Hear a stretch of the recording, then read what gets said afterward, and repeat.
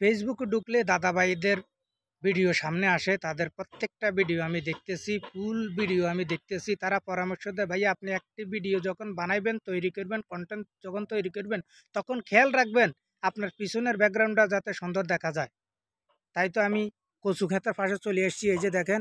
এবার বলবেন, ভাইয়া আমার পিছনের ব্যাকগ্রাউন্ডটা কেমন দেখা যায়? কি বলতাম ভাইয়া আপনাদেরকে, কি বলতাম? বলার ভাষা হারিয়ে ফেলছেন আপনারা। আপনারা প্রত্যেকজন যারা কন্টেন্ট ক্রিয়েটার আছেন, বড় বড় পেজের মালিক আছেন, তারা আমাদেরকে জ্বালায় ফেলতেছেন ভাইয়া। কত রঙের পরামর্শ দেন আপনারা, কত সুপরামর্শ দেন, কিন্তু কাজ হয় না। কাজ হয় না, হারাম। আপনারা কত পরামর্শ আমাদেরকে দেন, বলেন যে দৈনিক 200-300 ভিডিও দেখতে হইব, সুন্দর কমেন্ট করতে হইব, গঠনমূলক কমেন্ট করতে হইব, পিছনের ব্যাকগ্রাউন্ড যাতে ঠিক থাকে, সুন্দর দেখা যায়। এরপর কত রঙের কথা আপনারা পারেন ভাইয়া, একটু মুখও ব্যথা করে না নাকি?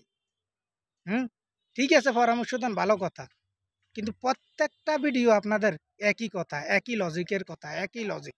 প্রত্যেকটা ভিডিও আপনাদের কাছ থেকে আমরা কি শিখবো? কি শিখবো জাতি আপনাদের কাছ থেকে ভাইয়া? ঘুরে গেড়ে কথা বলেন না, কথাটি একটু ঘুরে গেড়ে বলেন, যাতে মানুষ কিছু শিখতে পারে, যে আপনাদের কাছ থেকে কিছু শিখতে পারে। শিক্ষণীয়মূলক ভিডিও তৈরি করেন আপনারা, আমরা কিছু শিখি। আমরা যারা ছোট ইউজার আছি আপনাদের কাছ থেকে কিছু শিখি, কিছু শিখার পরে আমরা মনে করেন ওইখান থেকে আপনাদের কথাগুলোকে মনে করেন পর্যবেক্ষণ করে আমরাও কিছু কন্টেন্ট তৈরি করি। কিছু শিখেন না আমাদেরকে, বারবার একই কথা কেন বলতেছেন ভাইয়া? এগুলো ঠিক না ভাইয়া, এগুলো ঠিক না। চারিদান চারিদি ভালো হয়ে যান, আমি বলছি এগুলা চারিদি ভালো হয়ে যান। নতুন কোনো নিত্য নতুন কোনো কথা বলেন, আমরা কিছু শিখি।